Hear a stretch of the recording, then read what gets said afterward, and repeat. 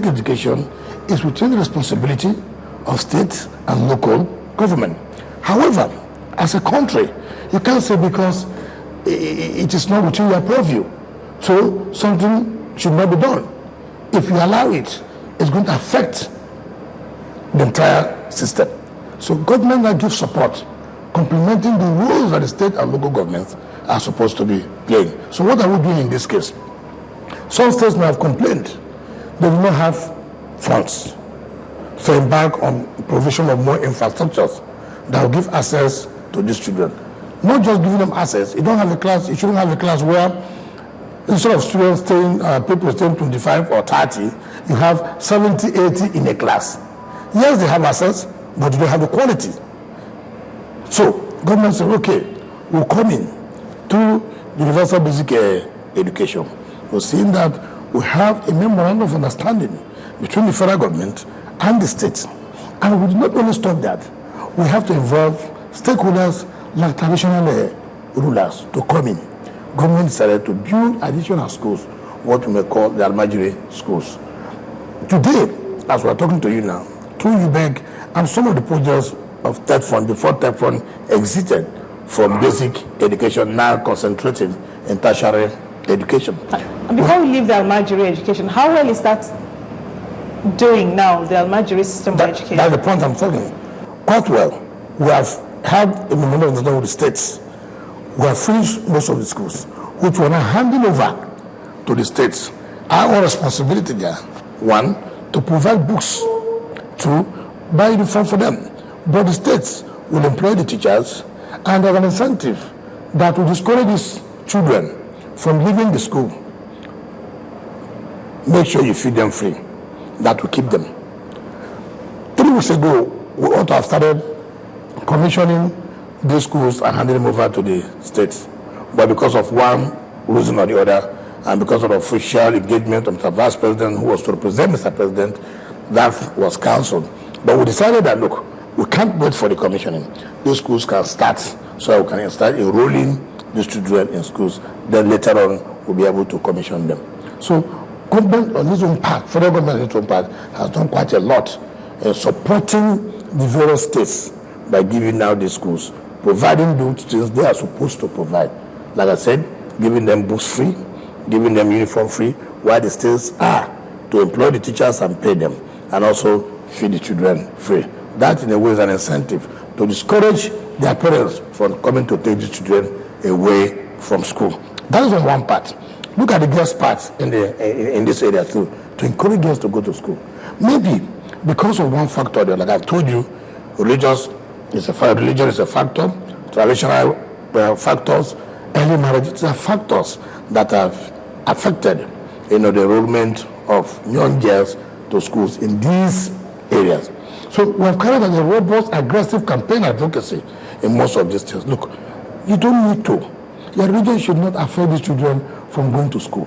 Because like you said, when you train a woman, you train entire nation. So most of them now are responding. Government has even gone beyond that by building special schools for girls, so that you will not say, because of this factor, my daughter will not be allowed to go to social school. Now we have built special schools like a model for the girls. And this is taking place in not less than 13 states.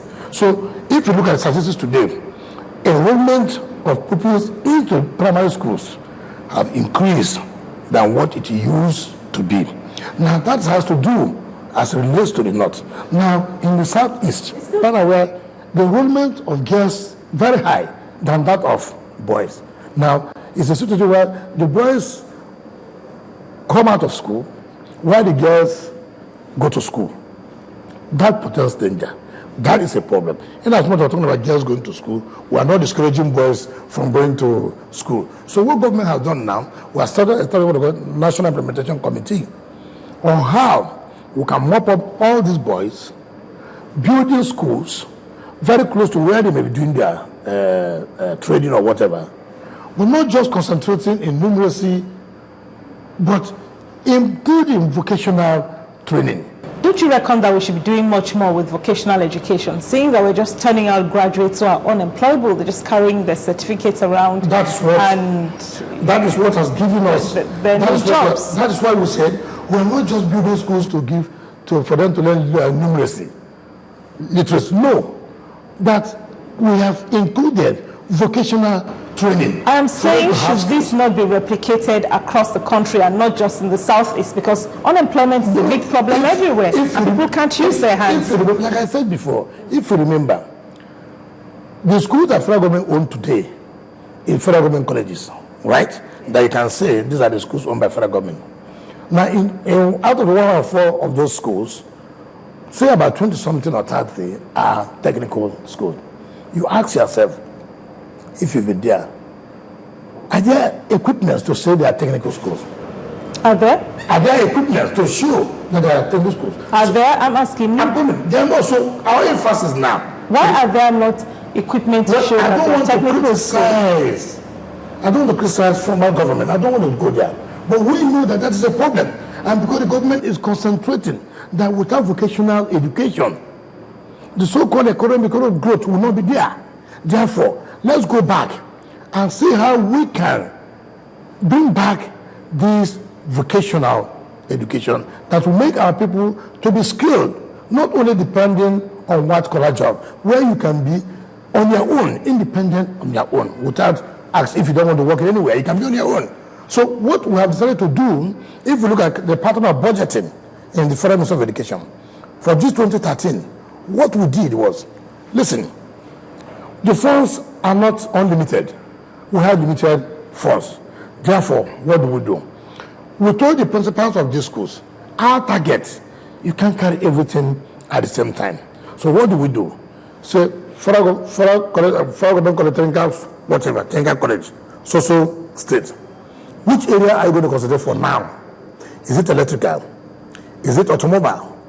Is it electrical? Is it carpentry? Is it building? We say we cannot take all at the same time. We want you to focus on 3 or 4, which the funds will be available. So that at the end of the day, you will say that yes, in terms of carpentry we are doing well. In terms of electrical we are doing well. In terms of automobile we are doing well. But not to carry the whole when you don't have the funds to run them. You don't have the teachers. You don't have the equipment. I went to one of the schools in Oka when I came on board. I shed tears. How can you call this a technical school? What makes it a technical school?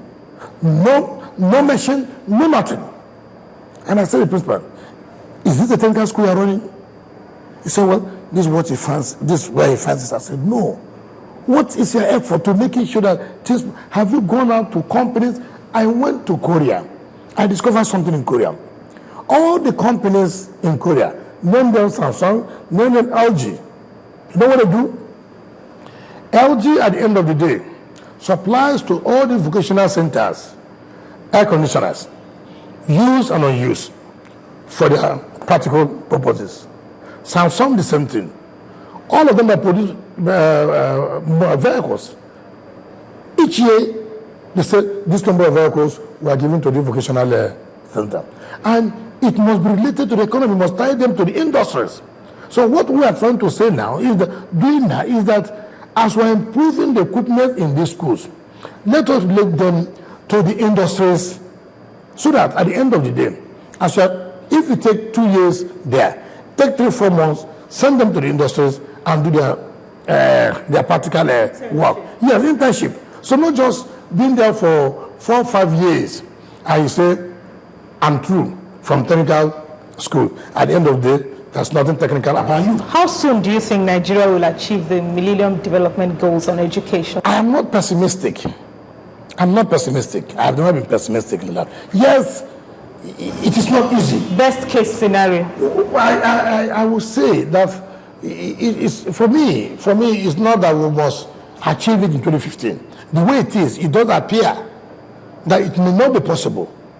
But that does not also mean that I don't have the hope that we will not achieve it. I do believe that with the kind of support we are getting from Mr. President, that there's a likelihood that if we do not achieve it, but people can say, yes, today Nigeria has been able to get to the level where you will say, yes, illiteracy or having access to basic education, you will be